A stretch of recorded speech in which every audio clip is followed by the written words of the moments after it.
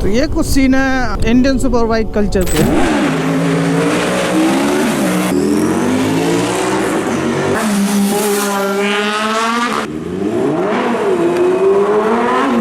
और अब आप ये देखो,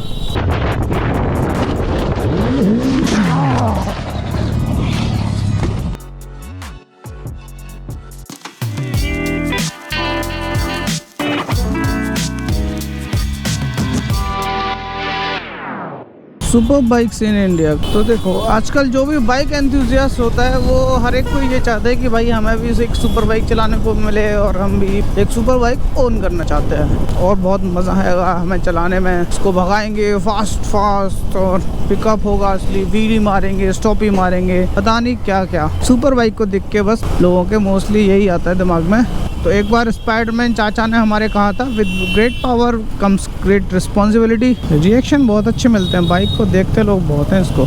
ये देखो चीता हो रहा भाई, चीता। तो ये कल्चर स्टार्ट हुआ जब धूम वगैरह मूवी आई थी और एक हॉलीवुड की मूवी थी, हॉलीवुड वाला टॉर्क, जिसका मेरे को ढंग से जब मैंने वो मूवी देखी थी उसका नाम भी नहीं पता था कि ये टॉर्कू कि इसका मतलब ये मतलब है, लिखा क्या हुआ है। बाद में पता चल गया कि ये है टॉर्क। और टॉर्क क्या होता है, पावर क्या होती है, लेट मी नो अगर चीज़ें जाननी है इन द कमेंट सेक्शन। और धूम आई, धूम में चलाया, हायाबुसा फेमस हुई उससे, और सुजुकी GSX, ये सब फेमस बाइक हुई। तो उस टाइम पे क्या होता था कि लिमिटेड लोग ही जानते थे सुपर बाइक्स के बारे में, इतना क्रेज़ नहीं था क्योंकि रोड पे इतनी सुपर बाइक्स वगैरह दिखती थी नहीं।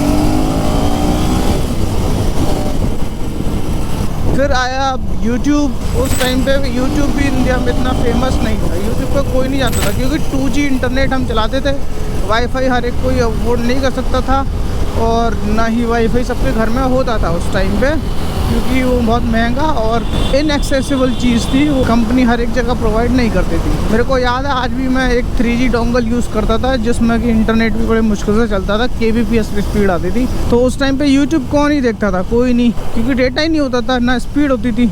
फिर आया जियो, धन जियो, या जियो का यूट्यूब जो फेमस हुआ, फिर टिकटॉक वगैरह ये सब आए। फिर लोगों को पता चला कि सुपर बाइक्स जैसी भी कोई चीज़ होती है और उसी टाइम पे वीडियो सुपर बाइक्स की देखना स्टार्ट करी यूट्यूब पे, लोगों को अवेयरनेस होने लगी थोड़ी बहुत। तब आए यूट्यूबर निकल के, जैसे कि मुंबई का निकल आया JS फिल्म्स, वो आया, इसने अच्छी बना रखी है R15 अपनी।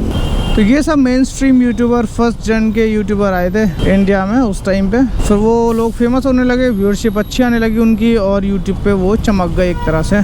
फिर लोगों ने ये भी देखा कि भाई JS ने नई ZX10R ले ली या फिर और एक नई जेन की हायाबुसा ले ली। जब पब्लिक ने देखा कि हाँ भाई ये और बाइक्स ले रहे हैं, मतलब अच्छा पैसा कमा रहे हैं, क्योंकि भाई 15-20 लाख की बाइक लेना आसान बात तो है नहीं। मैंने ये 3 लाख रुपए में ली, इसको भी लोग एक्सपेंसिव चीज़ बोलते हैं। तो यंगस्टर्स ने देखा तो उन्होंने क्या किया, वो इतनी महंगी सुपर बाइक अगर अफोर्ड नहीं कर पा रहे थे तो उन्होंने स्टार्ट किया टू बी ऑनेस्ट, ये एक तरह से जोक ऑन मी हो जाएगा। उन्होंने किया ये सब KTM से, KTM और R15 पल्सर्स, इन सब से ये स्टार्ट किया स्टंट बाजी, उल्टा सीधा चलाना। ये सस्ते यूट्यूबर आए मार्केट में जिनकी ना तो कोई स्किल थी ना कोई नॉलेज थी बाइक्स के बारे में, बस एक्सीलेटर देना आता था, थ्रोटल देना आता था, गियर डालने आते थे और भगाओ बस, उल्टी सीधी चलाई, लोगों को परेशान किया। उसी से इन्वेंट हुए छपरी जॉनरा। इस बारे में पहले एक वीडियो बना चुका हूँ, अगर वो आपको देखनी है तो यही कॉर्नर में आ रही होगी। यंगस्टर उन लोगों को ये भी पसंद आने लगा, वो भी देखने लगे, वो भी शेयर वायरल होने लगे, उल्टी सीधे स्टंट ठोका पीटी बाइक्स की। फिर उन्होंने थोड़े बहुत पैसे कमा लिए तो उन्होंने सोचा कि चलो और व्यू लेते हैं, और व्यू खींचते हैं इंटरनेट से। वो शिफ्ट हो गए धीरे धीरे करके सुपर बाइक्स। फिर वहाँ से स्टार्ट हुई ये ओवर स्पीडिंग वाली और ये सुपर बाइक्स की इंडिया में बैड इमेज वाली जर्नी। और कोई स्किल तो थी नहीं बाइक्स में, स्पीडिंग ही करते हैं क्योंकि ना उनको ये पता कि ट्रैक क्या होता है, कुछ भी बेसिक कुछ नहीं पता बाइक्स का, बाइक के बारे में, बस भगाओ। तो उन्होंने भगाना स्टार्ट किया और व्यूज़ वगैरह बटोरने स्टार्ट किए। और भाई लोग उसको अप्रेज भी करेंगे भाई, कमेंट अगर आप ऐसी वीडियोस के देखोगे, भाई क्या बात है, बॉल्स ऑफ स्टील, बहुत तगड़ा भगा रहा है ये वो है। और एक इसी भगाने के चक्कर में एक हमारे पेले गए थे, एक जट प्रभजोत बाजी, जिनके फट चुकी थी। वो नेपाल में नाम करके आए थे वो इंडिया का कि भाई बहुत तगड़ा राइडर आया इंडिया से, जट प्रभजोत, और एक बुड्ढे को पेल गया, मौत हो गई। और जब ये उल्टी सीधी लोग चलाने लगे तो फिर पुलिस की नज़रों में भी फिर ये लोग आने लगे कि भाई जो बंदा सुपर बाइक चला रहा है समझ लो वो उल्टी सीधी चला रहा होगा, स्पीडिंग कर रहा होगा, रेसिंग कर रहा होगा इलीगल रोड पे, तो पुलिस उनको ही फिर रोकने लगी। पहले नहीं रोकती थी। मैं इसके खिलाफ नहीं होगी भाई, सुपर बाइक ले रहा है हर एक कोई है, आई डोंट केयर, मुझे तो अच्छा है भाई कल्चर और बड़े, लेकिन उसको उल्टा सीधा आप मिसयूज़ तो ना करो ना, क्योंकि भाई पावर बहुत है और उस पावर को संभालना हर किसी की बात नहीं है। ओह शिट, ये साला रिसेंटली मैंने एक फ़ोन होल्डर लगवाया अपनी बाइक में, ये अगर मैं थ्रोटल ज़्यादा देता हूँ तो थोड़ा सा ये बिन आवाज़ करता है, ये कुछ दिमाग ख़राब, ये बहुत ज़्यादा करता है, ये वाइब्रेट मारता है, बहुत आवाज़ कर रहा है। कुछ लोग सोच रहे होंगे कि भाई KTM ने भी तो ये फीचर दिया था बाइक में टर्न बाई टर्न नेविगेशन का, तो इसमें भी वो टर्न बाई टर्न नेविगेशन चलता है, लेकिन उसमें कुछ इश्यूज़ है। अगर आपको जानना है उस turn by turn navigation feature के बारे में, क्यों वो बेकार है, क्या ठीक है उसमें, तो let me know in the comment section, मैं उस पर भी एक वीडियो बना दूँगा। ये सुपर बाइक्स को उल्टे सीधे चलाने से इंडिया में बहुत ज़्यादा एक्सीडेंट हुए, और आपको मैं बता दूँ कि इंडिया में ये देखो पूरे एक्सीडेंट जो रोड पे होते हैं उसमें मोर देन 40% एक्सीडेंट बाइक्स वालों के होते हैं। क्यों? क्योंकि भाई सबसे कम सेफ्टी होती है, सबसे ज़्यादा उल्टा सीधा ये लोग चलाते हैं। RTO आजकल लाइसेंस में इतनी धांधली हो रही है, DL बनवाने ड्राइविंग लाइसेंस में, कि मतलब किसी को बाइक कभी टच नहीं करी अब वो भी लाइसेंस अपना बनवा सकता है। किसी भी दलाल को 2-3 हज़ार रुपये दो, हमारे यहाँ तो अलीगढ़ साइड में तो होता है ये। तो अगर आपको बाइक चलानी भी नहीं आती ना तब भी आप अपने 2-3 हज़ार रुपये दो और भैया आपका लाइसेंस आपके बन के घर पर आ जाएगा। जब ऐसे लोगों को लाइसेंस मिलेगा तो उनसे क्या उम्मीद आप करोगे। इस तरह से ये सब ट्रेंड चालू हुआ, ये सुपर बाइक्स का नाम खराब होना स्टार्ट हुआ।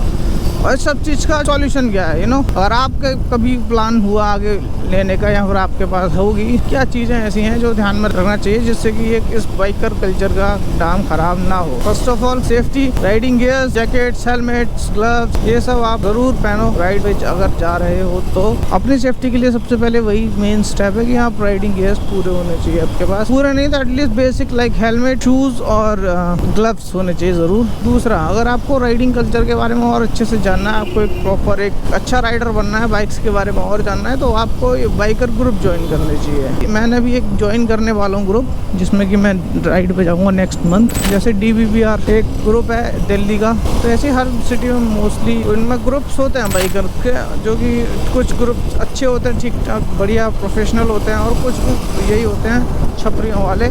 तो उन सबको ग्रुप्स को इग्नोर करो। उनमें क्या एक्सीलेटर दे रहे हैं फालतू, थ्रॉटल फालतू, साइलेंसर लगवा रहे हैं, एग्जॉस्ट और आवाज़ कर रहे हैं भिन भिन। नहीं मैन, वो सब काम आपको नहीं करना है। और अगर आपको अपनी स्किल्स अच्छी करनी है तो कोशिश करो कि राइडिंग स्कूल को ज्वाइन करो, जिसमें कि आपको प्रॉपर सिखाया जाता है भाई किस तरह से ब्रेकिंग करनी है, किस तरह से लीनिंग करनी है, आपका फोकस किधर होना चाहिए, कहाँ देखना चाहिए, ये सब चीज़ें। तो ये राइडिंग स्कूल ज्वाइन करो, राइडिंग ग्रुप ज्वाइन करो, उनमें राइड करो और उल्टा सीधा ना चलाओ। ये सब चीज़ें हैं जिससे आप फॉलो करोगे। और स्पेशली ट्रैफिक पे भाई, ट्रैफिक रूल मत तोड़ो। जैसे कि रेड लाइट क्रॉस कर रहे हैं भाई, रोड से ऐसे हूँ निकाल रहे हैं, आवाज़ कर करके दूसरों को डिस्टर्ब कर रहे हैं, डरा रहे हो आप, तो दिस इज़ नॉट कूल। इस सब चीज़ों से नाम खराब होता है, इन सब चीज़ों से अवॉइड करो। तो आज की वीडियो के लिए मेरा इतना ही था।